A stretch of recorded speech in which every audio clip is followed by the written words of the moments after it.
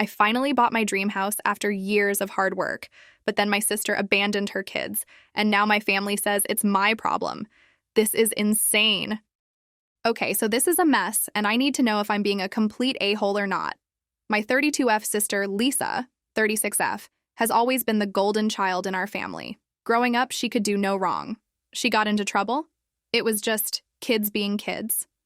She made mistakes? Oh, Lisa is just figuring things out. Meanwhile, I got the, why can't you be more like your sister? Treatment. Anyway, fast forward to now. Lisa has 3 kids, 8F, 6M, and 4M, and is married to Jason, 38M. I have no kids, but I've been saving up to buy my first home, and let me tell you, it's been a grind.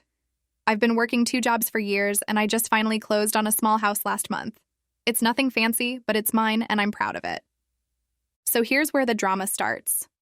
Lisa and Jason have been having issues for a while, but a few weeks ago, Lisa decided she needed a break. Not just from Jason, but apparently from being a mom too. She packed a bag and left. Just like that. Jason is scrambling, trying to work and take care of the kids, but he works long hours, and now the kids are bouncing between my mom's house and his cousin's place. My mom calls me up last week and says, "You have the space now, so why don't you let the kids stay with you until Lisa gets her act together?"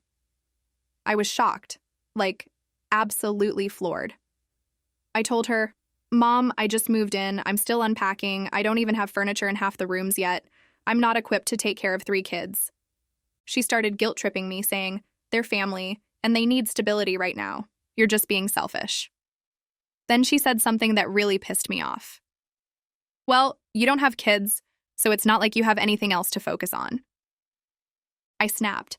I told her that Lisa is the selfish one here, not me. She's the one who walked out on her kids.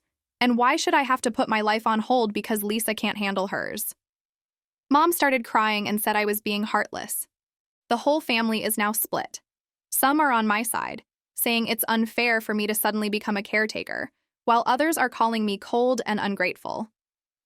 Lisa, by the way, hasn't even called to check in. She's been posting Instagram pics from God knows where, looking like she's living her best life.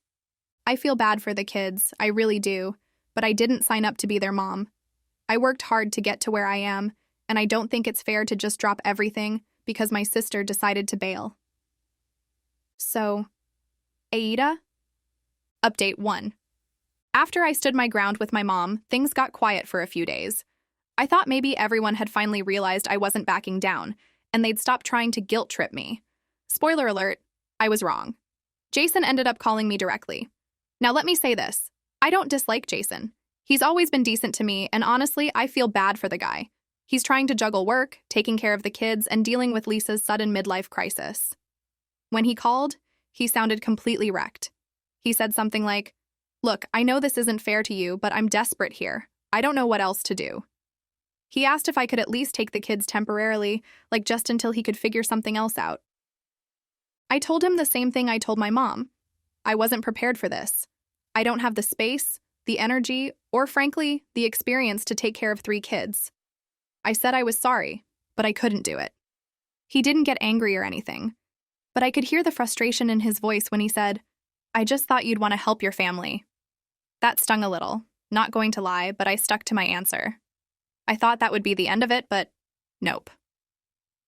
2 days later, I came home from work and there was a minivan parked in my driveway. Jason and the kids were standing there with suitcases. My first thought was, oh no, this is not happening. I got out of my car and asked Jason what was going on. He looked at me like I was his last hope and said, "I'm sorry, but I don't have anywhere else to take them. Just for tonight, please." The kids were standing there looking at me, and I felt like the biggest jerk in the world.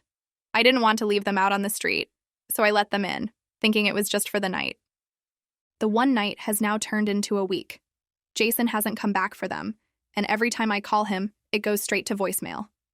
I even tried texting him, but he only responds with vague stuff like, "I'm trying to sort things out, I'll be there soon." The kids are sweet, but they're still kids, and I'm completely overwhelmed.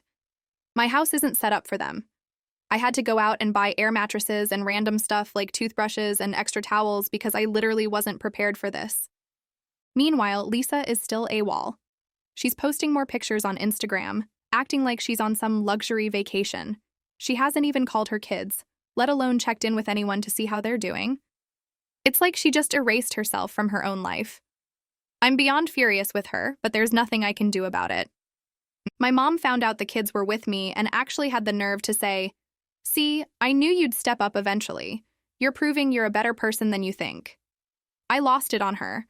I told her this wasn't me stepping up. This was Jason dumping his problems on me and disappearing. I also told her she had no right to pat herself on the back for guilting me into this situation. She tried to play the victim again, saying, "I just want what's best for the kids." I shot back, "If you care so much, why aren't they staying with you?" She got all flustered and hung up on me. At this point, I feel like I'm stuck in a nightmare. The kids are confused and keep asking when their dad is coming back or why their mom isn't calling. I don't know what to say to them. I can barely keep up with work, and my house is a disaster. The youngest had an accident on the couch, and I nearly cried because I have no idea how to clean that properly. I've been ordering takeout because I don't have time to cook, and I'm running out of money fast. To top it all off, my boss pulled me aside yesterday to ask why I've been distracted at work. I didn't want to go into detail, so I just said I had some family stuff going on. He gave me this look like he didn't believe me and said, "I hope you get it together soon." Great. Now I'm worried about my job on top of everything else. I don't know what to do. I can't keep this up, but I also can't just kick the kids out. They didn't ask for any of this. Part of me wants to track Lisa down and scream at her until she takes responsibility for her life, but I don't even know where she is. And Jason? Who knows if he's coming back anytime soon? This whole situation has made me realize just how much my family expects me to clean up Lisa's messes. It's like they see me as a backup parent or something. But I'm not. I never signed up for this, and it's not fair to dump this all on me just because I'm the responsible one. I keep going back and forth between feeling guilty and feeling angry. Guilty because the kids didn't do anything wrong and they deserve to be in a stable home, but angry because none of this is my fault and it's derailing my entire life. So at this point, I don't know how much longer I can hold out before I lose it completely. Update 2. All right, so the kids are still with me, and Jason, nowhere to be found. I've called, texted, even tried to get in touch with his family, and it's like the man disappeared off the face of the earth. Meanwhile, Lisa's been living it up, posting more pictures. This time, it's some tropical beach with a caption like, "Finding myself again." Self-care, blessed. I wanted to throw my phone across the room. I've officially hit my breaking point. The kids are sweet, but this isn't sustainable. They're asking for their mom and dad constantly, and I don't have answers. I've tried to distract them with movies and games, but at the end of the day, they're scared and confused. The oldest, Emma, keeps trying to act like she's fine, but I caught her crying in the bathroom last night. She said, "Why doesn't mommy want us anymore?" What the hell am I supposed to say to that? My house is chaos. The 4-year-old broke a lamp because he was chasing the dog around. The 6-year-old colored on the walls, and I'm pretty sure my fridge is going to run out of food by tomorrow. I didn't realize how much kids eat. I've been dipping into my savings just to keep up with groceries and takeout, and it's killing me because I worked so hard to save that money. Anyway, things came to a head yesterday. I was at work, barely holding it together, when my boss called me into his office. He asked if everything was okay at home and said my performance had been slipping. I tried to explain the situation without giving too much detail, but he said, "I understand you're dealing with personal stuff, but we need you to be present here."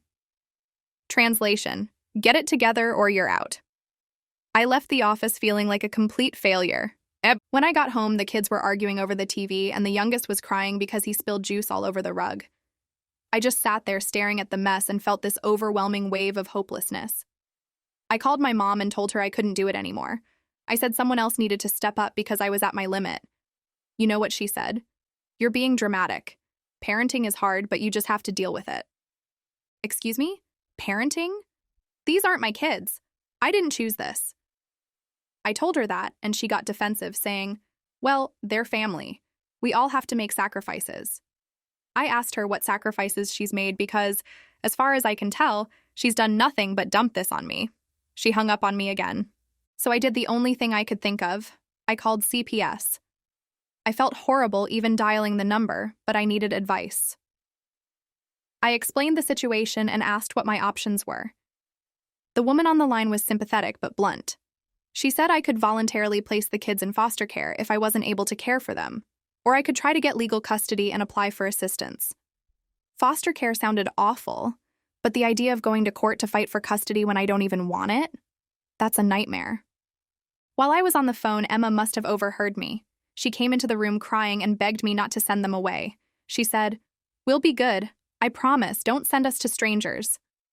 I hung up the phone and just hugged her because I didn't know what else to do.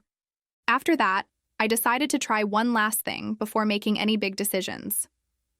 I tracked down one of Lisa's friends, someone I remembered from way back who used to be her ride or die. Let's call her Megan. Megan didn't seem thrilled to hear from me, but I told her what was going on, and she let something slip. Apparently, Lisa's been staying with some guy she met online. She didn't know his name, but she gave me a general idea of where they might be. I drove there this morning. It was a sketchy motel on the edge of town, and I was half expecting to find Lisa passed out in a room full of empty wine bottles. Instead, I found her by the pool, sipping a cocktail and laughing with some dude who looked like he hadn't worked a day in his life. When she saw me, she looked shocked, then annoyed. She actually said, "What are you doing here? You're embarrassing me." I didn't even try to stay calm. I told her everything. The kids, Jason disappearing, me struggling to hold it together. She rolled her eyes and said, "I needed a break. You don't understand how hard it is being a mom." I lost it. I told her, "You don't get to just walk away from your kids because it's hard. Do you know what they're going through? Do you even care?" She just shrugged and said, "They'll be fine. You're taking care of them, aren't you?" That was it for me. I told her I was done. I said if she didn't step up, I was calling CPS and telling them everything. She laughed and said, "Go ahead. They'll just call me, and I'll tell them I'm not ready to take them back."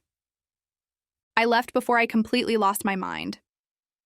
Now I'm back home, staring at these 3 kids who didn't ask for any of this and wondering what the hell I'm supposed to do. Jason still isn't answering. Lisa's a lost cause, and my mom just keeps telling me to suck it up. I feel like I'm the only one who actually cares about these kids, but I can't do this on my own. I don't know if I should call CPS again, track down Jason, or just pack up and leave myself. I feel like no matter what I do, I'm going to be the bad guy.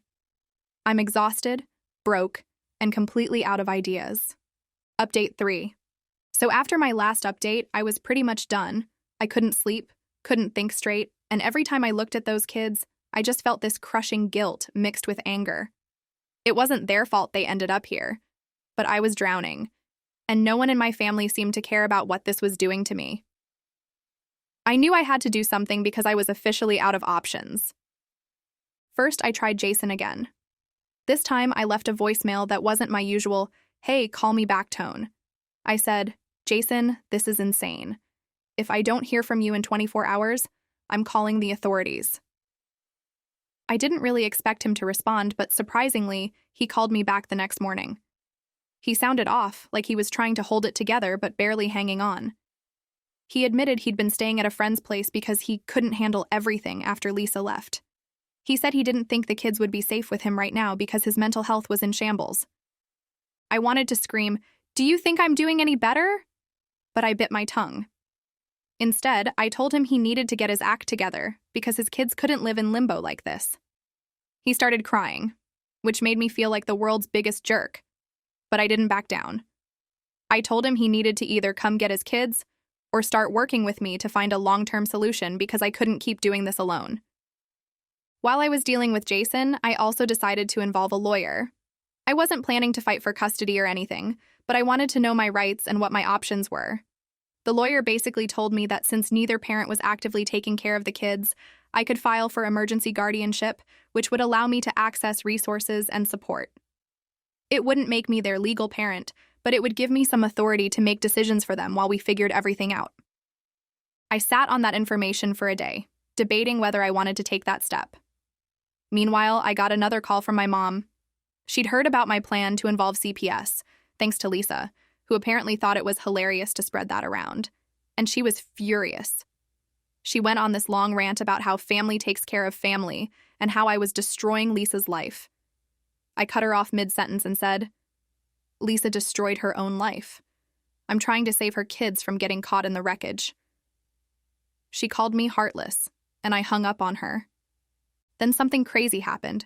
Jason showed up at my house. He looked terrible, like he hadn't slept or eaten in days, but at least he showed up.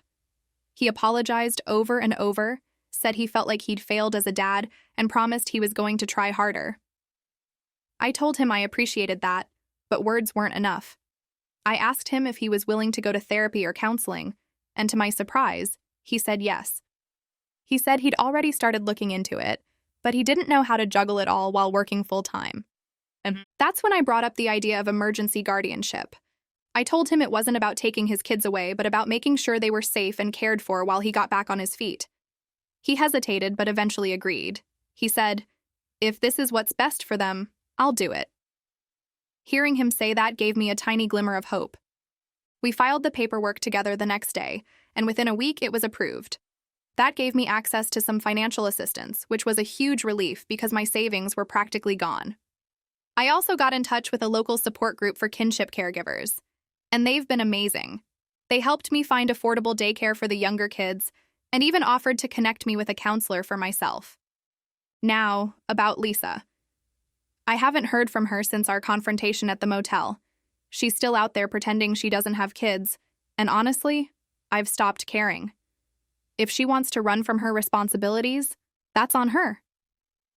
The kids have asked about her a few times, and I've had to come up with careful answers like, "Your mom is taking some time to figure things out." I hate lying, but I also don't want to dump the full truth on them. Jason, on the other hand, has been stepping up in a way I didn't expect. He started going to therapy, cut back his work hours, and has been spending more time with the kids. He's not perfect, and there's still a long way to go, but I can see he's trying. He's even talking about moving into a smaller apartment closer to his job so he can have the kids with him full-time again. As for me, I'm slowly adjusting to this temporary guardianship thing. It's not easy, but at least I feel like I have some control over the situation now. The kids are starting to settle in too. Emma's been helping with chores, which is adorable, and the younger ones have finally stopped asking for takeout every night. I've even started cooking again. Not great, but it's edible. The biggest change is how I see myself. For so long, I've been the other daughter, the one who wasn't Lisa, the one who always had to prove herself. But now, I feel like I've finally stepped out of that shadow. I'm not just someone cleaning up Lisa's messes. I'm someone these kids can rely on, at least for now. This whole thing has been the hardest thing I've ever done, and I wouldn't wish it on anyone. But at the end of the day, I know I did the right thing for these kids. I don't know what the future holds, but I'm going to keep fighting for them because they deserve better than what they've been given so far. And as for Lisa, she can keep finding herself, or whatever it is she's doing. When she's ready to step up, I'll be here to have that conversation. But until then, her kids are my priority.